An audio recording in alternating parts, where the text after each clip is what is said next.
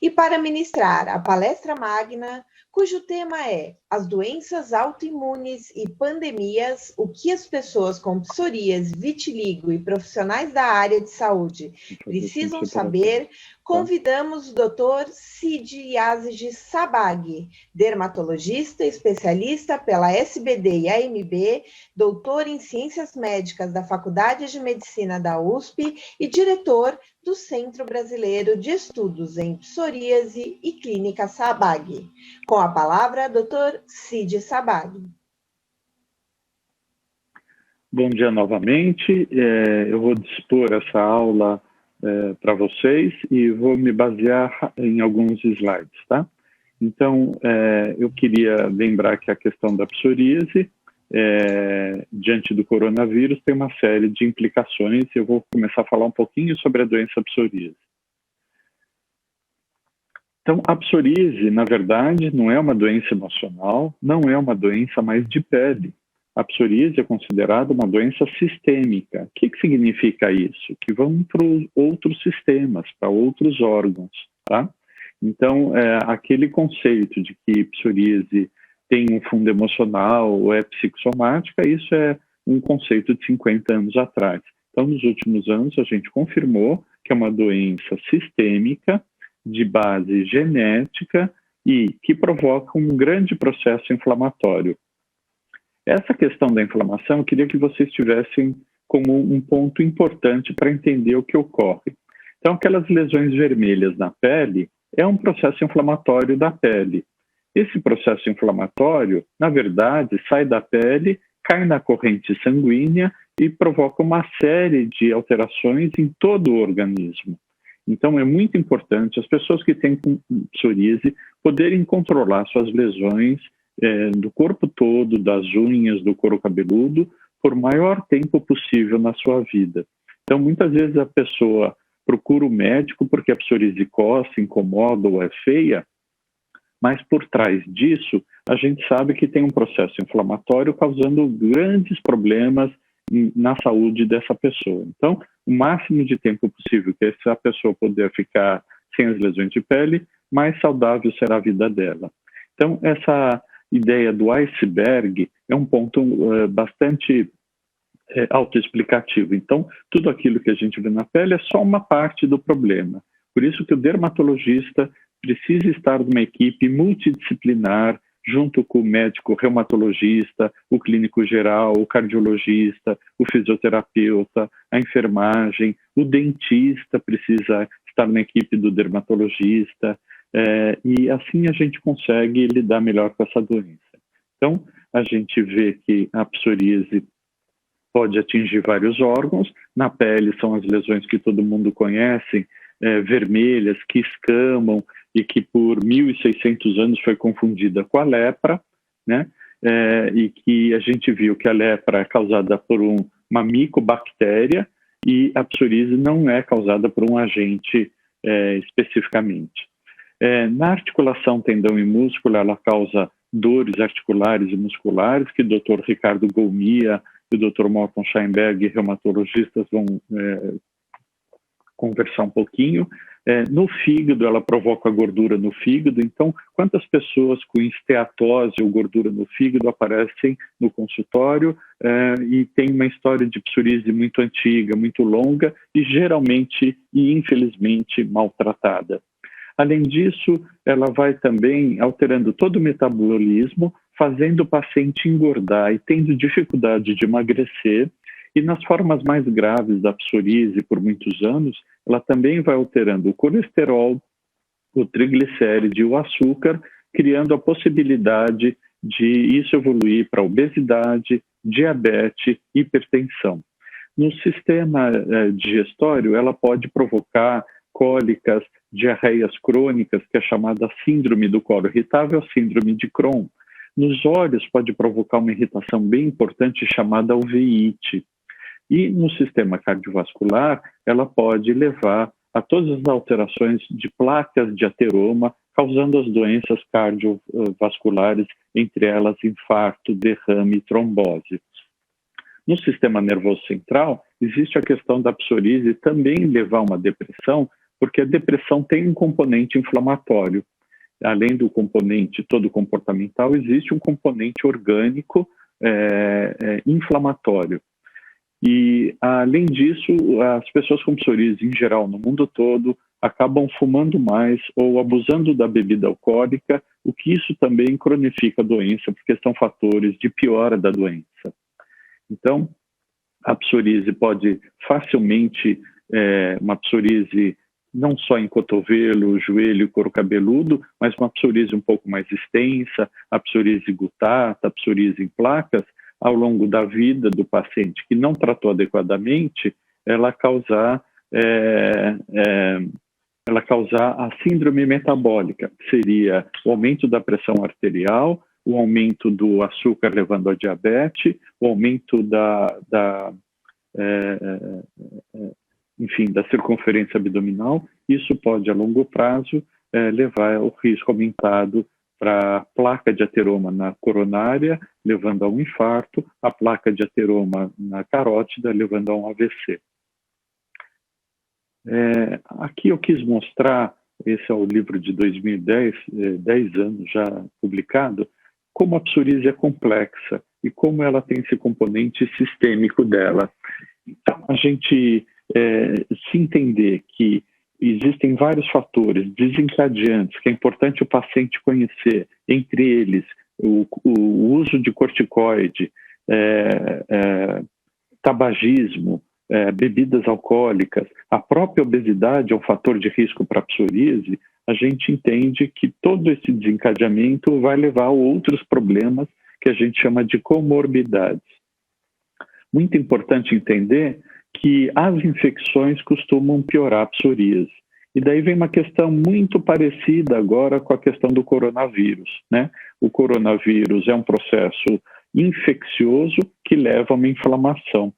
E essa inflamação no sistema imunológico libera uma série de substâncias inflamatórias que podem chegar naquela tempestade inflamatória. A psoríase também é desencadeada por vírus, bactérias e fungos. E daí me faz até um paralelo que talvez futuramente a gente possa ver, inclusive já se pensou se por trás da psoríase tivesse um vírus desencadeando a psoríase pela primeira vez, né? O paciente geralmente foca na questão do emocional como desencadeante, mas de repente pode ser até um vírus que ativa o sistema imunológico para combater esse vírus, e esse sistema imunológico é falho e ele acaba tendo uma atividade inflamatória muito grande e perpetuando esse processo de inflamação. Tá? O próximo. Então, a psoríase tem o tipo leve, que é o mais comum em toda a população, e aqui vai um alerta: se a maioria da população, dos 2% da população mundial, 2 a 3%, dos quase 80 milhões de pessoas do mundo tem a psoríase leve, se a gente tratar de uma forma precoce e adequada, ele não vai evoluir para as outras doenças que acompanham a psoríase. Então, a psoríase leve a gente trata com creme, com pomada, com hidratação, e às vezes isso é suficiente. Quando a psoríase começa a espalhar no corpo, com lesões em placas ou várias lesões como em gotas, a gente diz que é uma psoríase moderada, e daí vai um alerta: não deve ser tratada somente com creme, com pomada e com shampoo. A gente tem que entrar com a fototerapia ultravioleta ou com medicamentos via oral injetável. E a psoríase grave é aquela que atinge mais do que 20% da área corpórea, e que ela é uma psoríase que pode levar a artrite da psoríase também, lembrando que a artrite da psoríase pode ter até em caso leve, e sempre uma psoríase grave e uma artrite tem que ser tratada com medicamento via oral ou injetável. Os medicamentos tópicos para psoríase são muito poucos aprovados no Brasil. Geralmente as pessoas usam cremes com corticoide que não são específicos para psoríase, servem para vários problemas de pele, que nem as alergias, a dermatite atópica, o próprio vitiligo, e que elas devem ser usadas sempre com prescrição e com cuidado, porque o creme de corticoide pode levar a vários problemas, entre eles estria, atrofia e absorção para o sangue, piorando a própria doença psoríase. Então, a gente tem as fórmulas com LCD, temos produtos comerciais à base de vitamina D, chamado calcipotriol, que pode ser misturado ou não ao corticoide. O próximo.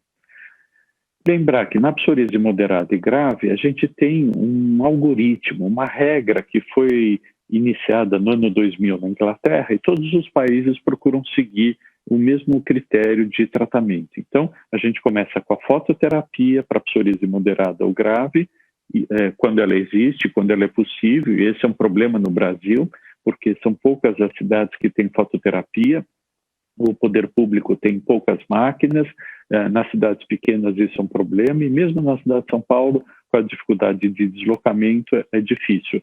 E é uma grande estratégia de farmacoeconomia, porque é um tratamento eficaz, bom e barato, que tira a inflamação e até mexe um pouquinho com o sistema imunológico. E durante a pandemia, que muitas pessoas ficaram com receio de usar os medicamentos imunossupressores, a fototerapia era uma excelente alternativa, no entanto, difícil acesso. Quando a pessoa não tem a fototerapia, a gente tem que entrar com os medicamentos clássicos, chamados medicamentos tradicionais, como o methotrexate, a ciclosporina e a citretina, e quando todos esses medicamentos já falharam, a gente vai indicar o medicamento imunobiológico de alto custo, que pode estar custando por volta de R$10 mil por mês. Isso é uma dificuldade do sistema público, do sistema privado, de arcar com essa despesa. Próximo. Então, a fototerapia, a gente tem o VA e o VB, e a fototerapia serve para vários tipos de psoríase. Claro, tem a sua dificuldade de tratar uma unha com psoríase, e claro, não é indicada na artrite da psoríase. Mas é um grande tratamento da década de 1971, o VA, e a UVB de década de 80, e que, no entanto, até hoje, mesmo com os medicamentos de alta tecnologia da engenharia genética, ainda é utilizado e com bons resultados. Então, os tratamentos sistêmicos clássicos, eu já comentei, methotrexate, ciclosporina, os próximos. Os tratamentos biológicos, a gente tem alguns aprovados no Brasil, geralmente alguns de acesso a somente a artrite da psoríase, outros acesso a psoríase moderada e grave. Essa foi uma conquista de 10 anos de atraso, e, no entanto, hoje o paciente com um relatório bem embasado pode dar o acesso pelo SUS aos medicamentos de alto custo.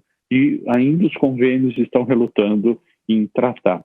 E isso é um erro, porque ao tratar inadequadamente a psoríase vai levar a várias doenças. Por exemplo, um paciente com diabetes, ou que teve um AVC, ou que teve um infarto, vai custar caro para o convênio também, para o Estado e para a sociedade. Então, é importante tratar adequadamente a psoríase. Próximo.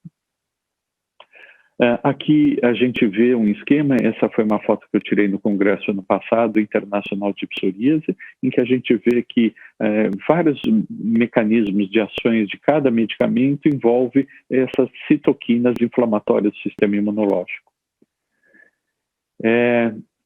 Com a questão do coronavírus, a gente teve esse receio de o que fazer diante dessa pandemia, quando a gente viu em março pessoas morrerem. 2 colegas do Hospital PB Mirante acabaram falecendo ao contrair coronavírus. Eu fiquei muito assustado, pedi para a maioria dos pacientes suspender o tratamento ou discutir comigo se valeria a pena continuar. A International Psoriasis Council falou a mesma coisa em março, suspende e avalie caso a caso, e hoje a gente tem maior segurança. Essa maior segurança veio principalmente de casos publicados pelo pessoal da Espanha, onde o dermatologista teve que ir para a linha de frente. Enquanto o dermato, ele via que o paciente tinha psoríase e perguntava: que tratamento você estava fazendo, o que você está tomando? E assim nos deu segurança de que os medicamentos que a gente usa para psoríase, methotrexate, ciclosporina e os remédios imunobiológicos não agravariam a infecção pelo coronavírus. Também não aumentariam a chance desse paciente contrair o coronavírus. Então, essas publicações são bem recentes e nos deu muita segurança, porque à medida que a gente vai aprendendo o que é o coronavírus como uma doença sistêmica causada por um vírus, a gente percebe que, de repente, até aquele medicamento que a gente tinha receio de prescrever imunossupressor para tratar a psoríase, ele talvez possa até ajudar ao paciente de coronavírus a não evoluir para a tempestade inflamatória de citoquinas. Porque a psoríase libera algumas substâncias inflamatórias, o medicamento tem um poder anti-inflamatório. No coronavírus, liberam-se substâncias inflamatórias e esses medicamentos que a pessoa estava utilizando para controlar a inflamação da psoríase pode influenciar beneficamente para esse paciente não ter um agravamento pulmonar, respiratório ou mesmo o risco de AVC ou infarto do coronavírus. A minha experiência até agora foram desses pacientes, poucos ainda, graças a Deus, e o interessante é que esses pacientes, metade deles com psoríase e artrite, outra metade sem artrite, não evoluíram de forma grave. E isso foi até uma surpresa para o próprio paciente, que às vezes a esposa contraiu o coronavírus e teve um quadro com maiores sintomas, e o paciente de psoríase que vinha fazendo uso do medicamento não teve tantos sintomas, tá? Mas assim que a gente descobre pela testagem do coronavírus, a gente pede para suspender, entrar na fase de quarentena e depois disso a gente reintroduz o medicamento imunobiológico. E isso eu gostaria muito que cada um que estivesse nos ouvindo pudesse nos mandar os casos que souberam de pessoas com psoríase coronavírus ou artrite coronavírus, para a gente fazer um banco de dados brasileiro e comparar com um banco internacional. Inclusive, existe já associações de pesquisadores de psoríase, que o Dr. Morton Scheinberg é um dos representantes no Brasil, o Dr. Ricardo Golmia e eu próprio também, em que eles estão coletando alguns casos. Então, aqui a gente vê alguns casos relatados, o próprio médico criou isso no site e está um pouco desatualizado. Então, a gente vê que tem poucos relatos dos Estados Unidos, tá? Nessa questão, a gente vê os vários medicamentos que o médico descreveu que o paciente fazia uso quando pegou coronavírus. Então, a gente vê remédio biológico, a gente vê methotrexate, ciclosporina, a gente vê medicamentos que se usam um pouco aqui, que são de pequenas moléculas, e assim a gente está entendendo um pouco melhor essa questão da segurança do tratamento da psoríase, da artrite, durante a pandemia do coronavírus. Tá? Dia 29 de outubro é o Dia Mundial de Luta pela Psoríase e a gente espera fazer agora também um encontro virtual e cada ano existe um tema que é defendido pelas várias associações de pacientes no mundo todo. E a grande questão é informar a população de que a psoríase não é contagiosa, de que não deve haver um preconceito com as pessoas com psoríase e também que existem tratamentos que tornam a vida de volta ao normal, sem lesão de pele, podendo frequentar uma academia, um local público, podendo manter os relacionamentos íntimos, e isso é um direito do paciente. E é um dever do médico estar atualizado para encontrar o melhor tratamento ao seu paciente. E então, dia 29 de outubro, provavelmente a gente vai fazer alguma ação, fiquem atentos. E queria muito agradecer a presença de todos, agradecer os apoiadores. Sem os apoiadores, a gente não consegue realizar os encontros. Agradecer especialmente os palestrantes de alto nível.